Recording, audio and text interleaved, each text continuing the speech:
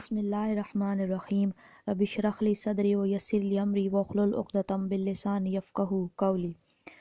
آج کا قصہ قرآن پاک میں موجود ایک سورہ کا ہے جو سورہ فیل ہے۔ فیل کا معنی ہاتھی۔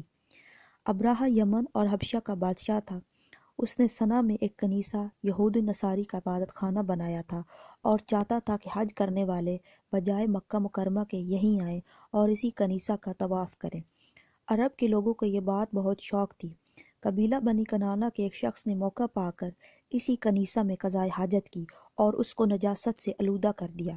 اس پر ابرہہ کو بہت طیش آیا۔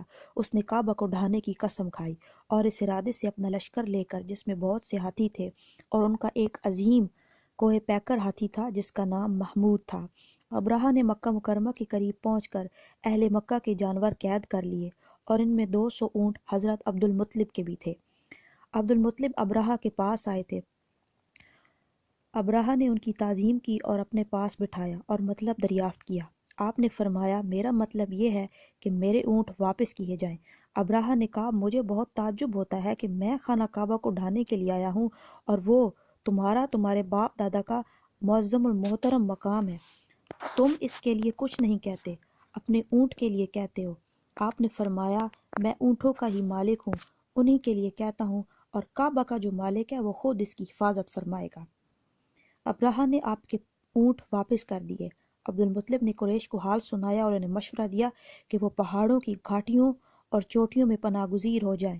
چنانچہ قریش نے ایسا ہی کیا اور عبد المطلب نے دروازہ کعبہ پر پہنچ کر بارگاہ الہی میں کعبہ کی حفاظت کی دعا کی اور دعا سے فارغ ہو کر آپ اپنی قوم کی طرف چلے گئے۔ ابرہہ نے صبح تڑکے اپنے لشکروں کو تیاری کا حکم دیا اور ہاتھیوں کو تیار کیا، لیکن محمود ہاتھی نہ اٹھا اور کعبے کی طرف نہ چلا۔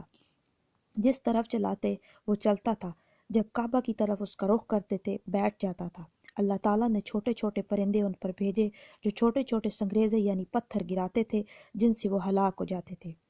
جو سمندر کی جانب سے فوجیں آئیں، ہر ایک کے پاس 3 کنکریاں تھیں، وہ دونوں پاؤں میں ایک منقار چونچ میں، جس پر وہ پرندے سنگریزے چھوڑتے، وہ سنگریزے ان کی جنگ ٹوپیوں کو توڑ کر سر سے نکل کر جسم کو چیر کر گزر کر زمین پر پہنچتا۔ ہر سنگریزے پر اس شخص کا نام لکھا تھا جو اس سنگریز سے ہلاک کیا گیا۔ جس سال یہ واقعہ ہوا، اس سال اسی واقعے سے 50 روز کے بعد عالم حبیب خدا محمد مصطفیٰ صلی اللہ علیہ وآلہ وسلم کی ولادت ہوئی۔